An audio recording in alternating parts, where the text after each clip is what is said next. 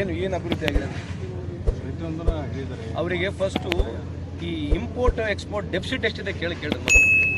Import export deficit ಅಂತ ಹೇಳ್ತಾರೆ, ಅದೆಷ್ಟಿದೆ ಅಂತ ಕೇಳಿದ್ರು. ವಿಕಸಿತ್ ಭಾರತನ ನಾವೆಲ್ಲ ಗೌರವಿಸೋಣ, ಅದು ಬೇರೆ ಪ್ರಶ್ನೆ.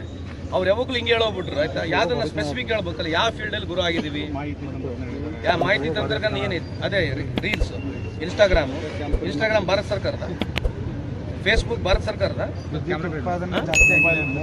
ವಿದ್ಯುತ್ ಉತ್ಪಾದನೆ ಜಾಸ್ತಿ ಅಲ್ಲದೆ ವಿದ್ಯುತ್ ಉತ್ಪಾದನೆ ಹೆಂಗಿದ್ರು ಜಾಸ್ತಿ ಆಗತ್ತೆ, ಪ್ರತಿ ವರ್ಷನೂ ಆಗತ್ತೆ. ಅದಲ್ಲ ನಾವು ಮಾತಾಡ್ತಕ್ಕಂಥದ್ದು ಸಾರ್ವಜನಿಕ ಜೀವನದಲ್ಲಿ. ಎಸ್ ಟು ಎನ್ ಎಕ್ಸ್ಟೆಂಟ್ ಎಷ್ಟಾಗಿದೆ ಅದ್ರ ಬಗ್ಗೆ ಕೂತ್ಕೊಂಡು ಚರ್ಚೆ ಮಾಡೋಣ. ಅದ್ರ ಬಗ್ಗೆ ಪವರ್ ಪ್ರೈಸ್ ಕೂಡ ಜಾಸ್ತಿ ಆಗಿದೆ. ಪವರ್ ಪ್ರೈಸ್ ಯಾಕೆ ಜಾಸ್ತಿ ಆಗಿದೆ? ಕೋಲ್ ಮೈನಿಂಗ್ ಯಾರ್ಯಾರು ಸಿಕ್ಕಿದೆ ಈ ದೇಶದಲ್ಲಿ? ಕೋಲ್ ಮೈನ್ಸ್ ಮಿನಿಸ್ಟರ್ ಇದ್ರಲ್ಲ ಅವರು, ಯಾರಿಗೆ ಕೋಲ್ ಬ್ಲಾಕ್ಸ್ಗಳು ಅಲಾಟ್ ಆಗಿದ್ದಾವೆ?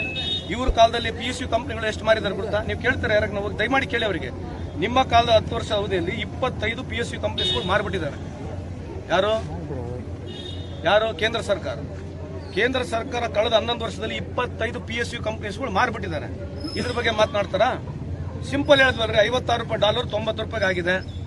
ದೇಶದ ಸಾಲದ 225 ಲಕ್ಷ ಕೋಟಿ ಆಗಿದೆ. ಇವತ್ತು ನಮ್ಮ ಡಾಲರ್ ಏನ್, ನಾವು ಈ ಡಾಲರ್ ನೆಗೆಟಿವ್ ಜೊತೆಗೆ ಎಕ್ಸ್ಪೋರ್ಟ್ ಡೆಫಿಸಿಟ್ ಅಂತ ಹೇಳ್ತೀವಿ. $200 ಬಿಲಿಯನ್ ಡೆಫಿಸಿಟ್ ಇದೆ, ಎಕ್ಸ್ಪೋರ್ಟ್ ಡೆಫಿಸಿಟ್ ಇದೆ. $150 ಬಿಲಿಯನ್ ನಾವು ಚೈನಾದಿಂದ ಇಂಪೋರ್ಟ್ ಮಾಡ್ತೀವಿ. ಮೋದಿ ಸಾಹೇಬರು ಬಂದು ನೋಡಿದ್ರೆ ಯಾವುದು ಫಾರಿನ್ ಪ್ರಾಡಕ್ಟ್ ನ ಯೂಸ್ ಮಾಡಬೇಡ್ರಿ ಅಂತ ಹೇಳ್ತಾರೆ. ಅದಾನಿ, ಅಂಬಾನಿ, ರಿಲಯನ್ಸ್ ಇವರೆಲ್ಲ ತರದೇ ಚೈನಾ ಪ್ರಾಡಕ್ಟ್ಗಳು.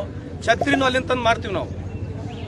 ಏನು ಮೇಕ್ ಇನ್ ಇಂಡಿಯಾ ಬಗ್ಗೆ ಮಾತನಾಡ್ತಿದ್ರು, ಛತ್ರಿನೂ ತಂದು ಅಲ್ಲಿಂದ ಇಲ್ಲಿ ಮಾರ್ತೀವಿ. ಈ ದೇಶದ ವ್ಯವಸ್ಥೆ ಹೆಂಗಿದೆ? ಸೊ ಇದ್ರ ಬಗ್ಗೆ ಸಮರ್ಪಕವಾಗಿ ಚರ್ಚೆ ಮಾಡಿದ್ರೆ ಮಾಡ್ಲಿ. ಇದಕ್ಕೆ ಉತ್ತರ ಕೊಡಕ್ಕೆ